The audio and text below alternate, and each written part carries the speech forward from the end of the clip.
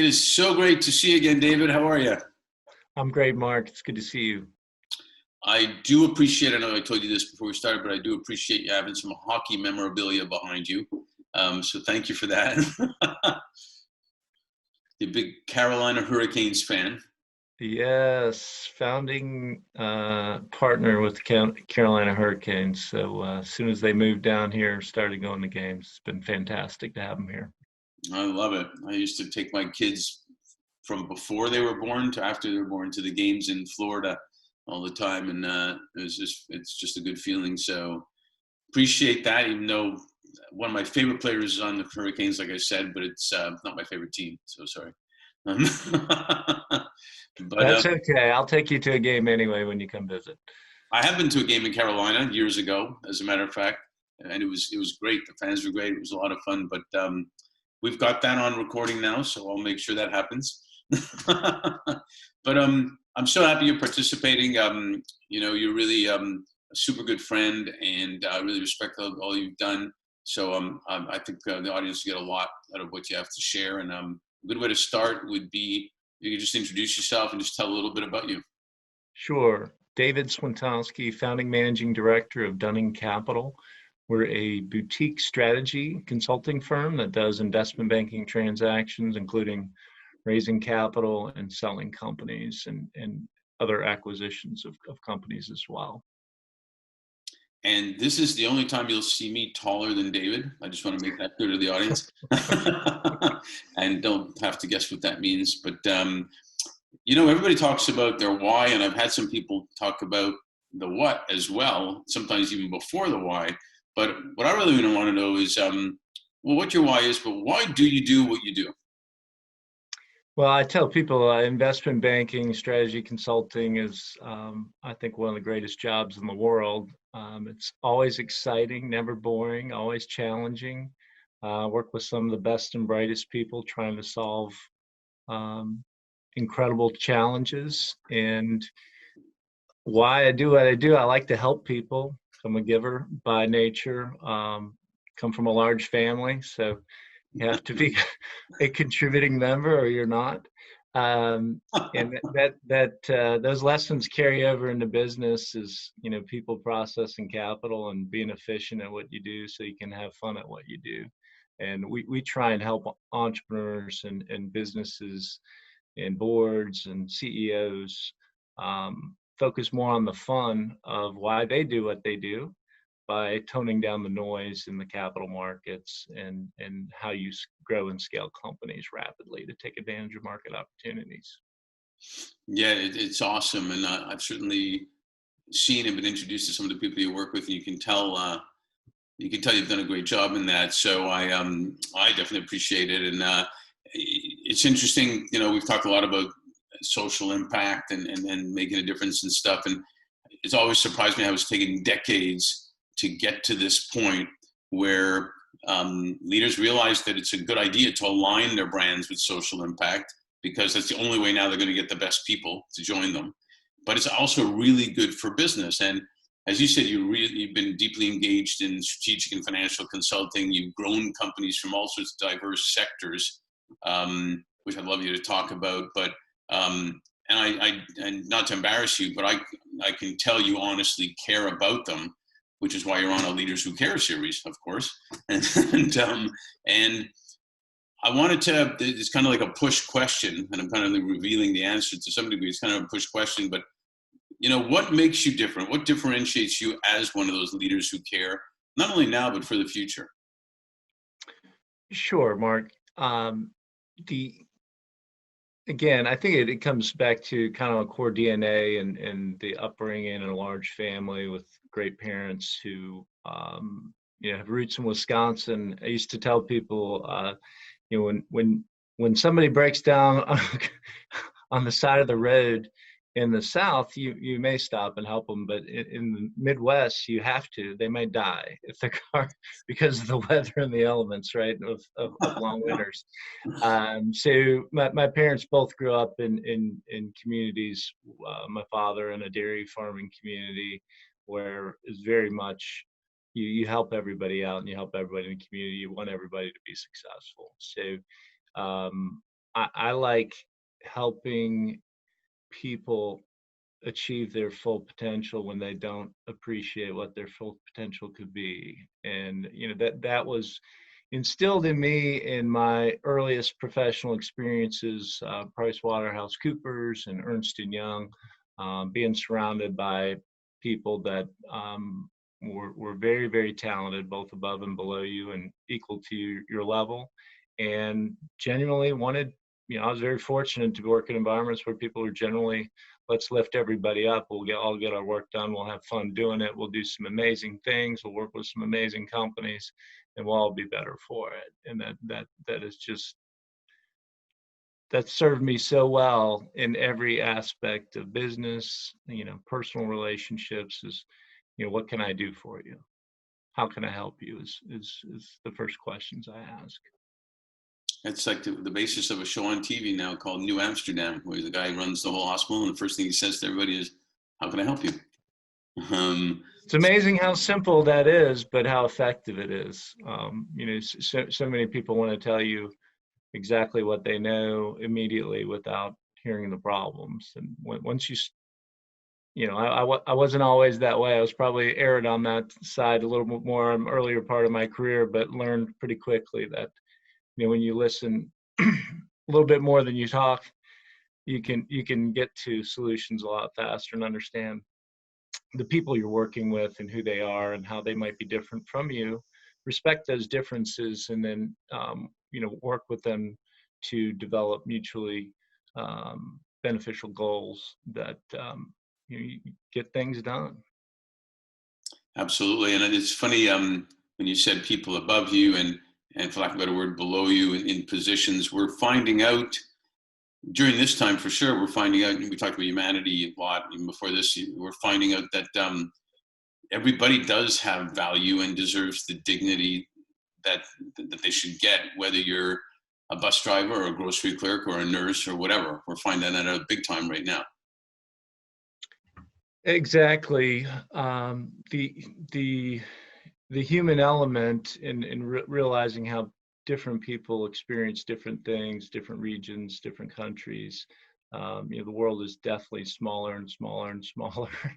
And appreciating those differences and finding solutions, and elevating, kind of the human element to solving problems. I think it has been accelerated in this environment with COVID-19 for certain, although I think the momentum has been growing and growing nicely. I'm somebody who's never satisfied, and things don't go fast enough, so I have to try and be patient. But it's great to see. I tell people I used to carry a bushel basket of leaves to go compost it at my house growing up for a penny a bushel when I was 4 or 5 years old, because that's what you did. So I've been an environmentalist from a very early age. It's good to see people in environments all around the world learning to appreciate, hey, we're the stewards of our environment here, both our businesses, our environment, and the people we work with. We put a little ounce of care into everything we do. It's a whole lot easier than trying to be reactive once we figure out things are wrong. No doubt. And you remind me of something my grandparents would always say, and probably yours too, and everybody back then, they just say, with a little bit of a Kiev, Russia accent, they would say, as long as we have our health, that's the most important thing. And they weren't just putting a line out there. That was for real. And you talk about the speed of technology, you talk about COVID impacting us socially, economically, etc., and giving us time to kind of awaken as to what's really important, because we have the time to think about it. With all that and your business, experience, how do you view not only the future of work, the future of business, the future of investment evolving into the future? Yeah, that's a great question. I think, not to get too technical with the answer, but certainly, the chronically ill, the elderly, certainly much more susceptible to the COVID-19 virus. And that awareness that, hey, if I'm, like myself, a 50-year-old person, if I have a chronic illness, diabetes or hypertension or something like that, I'm more susceptible to nature than I should be, or I could be, right? So I think having worked in the plant-based protein space, which is about one of the most exciting industries, that I think for supply and demand issues, for efficiency issues, for feeding a growing population has to be a part of the solution for feeding the next 3 billion people with the same resources we have today. There's going to be a little shift, I think, in more of healthcare, right? Is both is starts with nutrition and wellness, and really some of the, I think, challenges we're experiencing now with shutdowns and supply chain disruption, really a rethinking of food security internationally, and in the wealthiest countries where you and I live here in North America, in Europe. Food security is a real issue. When people get hungry, things get real. With lack of proper protein and proper nutrition in early age, you have physical stunting, mental stunting. Those issues, have been around for a long time. I think the focus on resilient food systems, the health and well-being of our population is going to increase, I believe, rapidly, as a result of a incident like this with the global pandemic. Yeah, I think you're right, and we got to calculate into the financial calculation of what we don't do with the kids, like you said, when they're 0 to 5, is going to come back to haunt us on steroids financially later. Not to mention, it's a good thing to do, putting our health first, number one. It is good for business. On top of that, it is good for business, and I think on the other side of that, we certainly have the mortality issues thrust into our face on a daily basis on the nightly news. It just changes the way people think about their planning and balancing things out. I've heard some of the capital conferences I've been to that our children are going to live to be 100 years old plus. And thinking, okay, you got to plan a little differently for that. So there'll be a lot of exciting things. And again, kind of back to why I do what I do. It's to try and work with companies that are on the forefront of development, technology, strategy, and anticipating those challenges and bringing solutions to the table that are going to help accelerate the global wellness, I think, in a lot of ways. Yeah, and I think you're smack on. And with that, I'd like to get your opinion then how the current and the up and coming business leaders who care, because I do believe it's people like you and me and business leaders that are going to make stuff happen.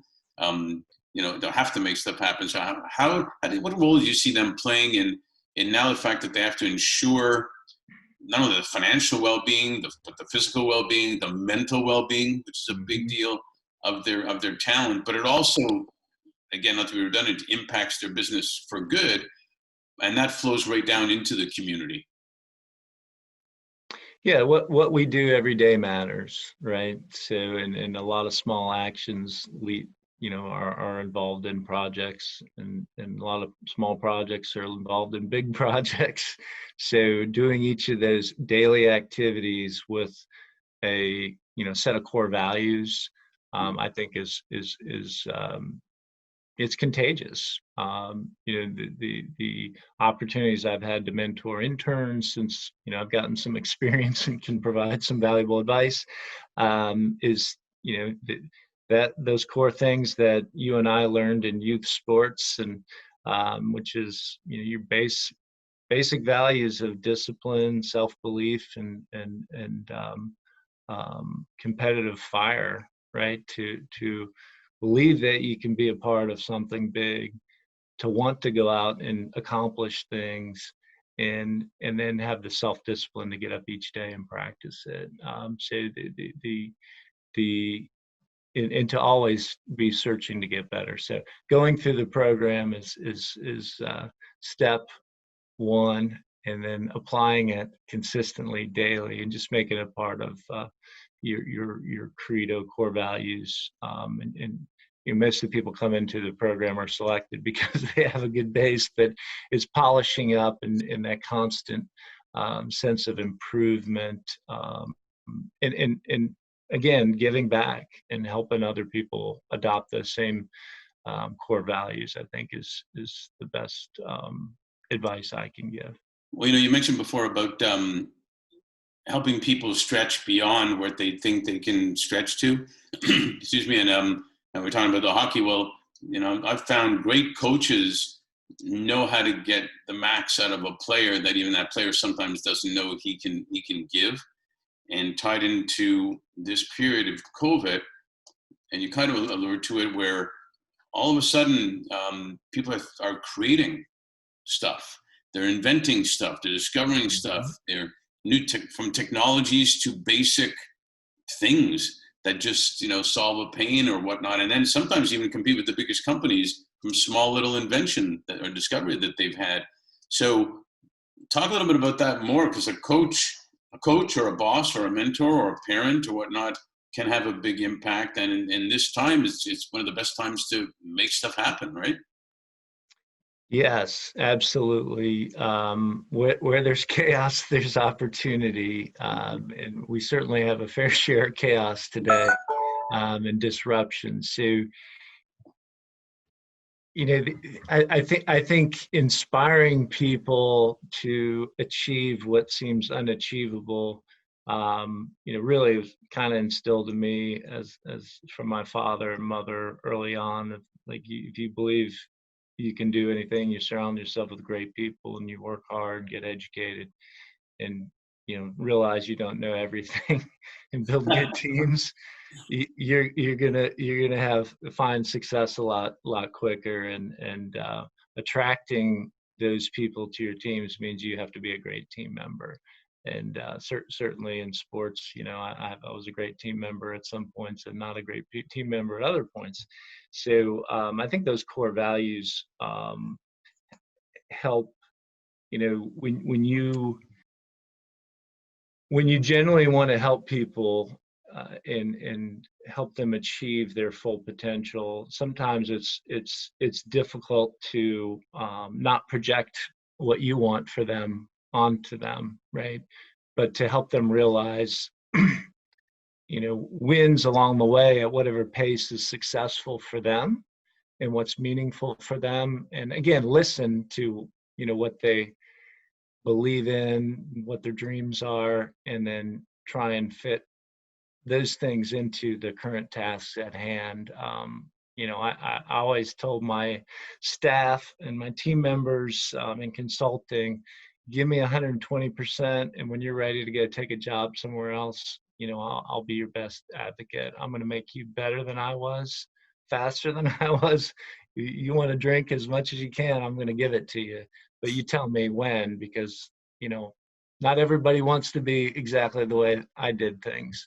But in that kind of consulting environment where you had extreme challenges, extreme workloads, and time sensitive projects, like we had, helping companies go public, and create tremendous value, you either want to be in that environment or you learn that you don't want to be in that environment. So inspiring people in the work environment you're in, I think, is both short-term goals, helping them develop their core values and be a great team member, but also, help to encourage them and show them examples of dreams that became realities and how that happened.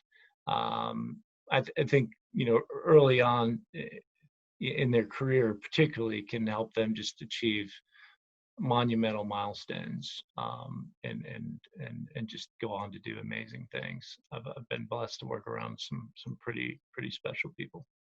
So as a last, you kind of segued in there to a final, I can go on forever, mind you, but the final question for this part is, in a quick couple of sentences, you got graduating classes going on now without graduation, really. What would you tell a graduate that came up to you and said, with everything going on, what now? What next? Great question. I'm mentoring 4 undergrads and 2 MBAs this Well, summer on a variety of projects, and a bunch of them with social impact, which is great. And my advice is, you need to, number one, have an answer for where were you and what did you do during COVID-19?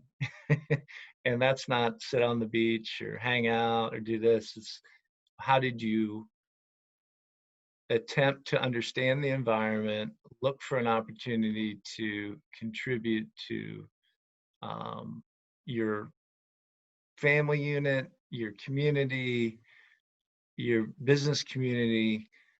What initiative did you take? You need to have an answer for that question. That's the number one thing. And the number two thing is, we can control what we can control, and then there's things we can't control. So in the U.S. here, we have some of the greatest opportunity in the world. Go out and make your opportunity.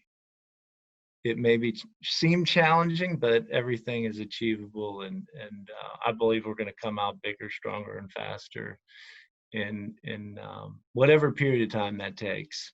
But there's a tremendous amount of opportunity. We've got tremendous technologies to develop and invent, and get out there and be a part of it. Have fun. great advice, man. I wish I was like 20 years younger. You could have given it to me. Thanks a lot for participating. Really appreciate it. Thank you, Mark. Always a pleasure.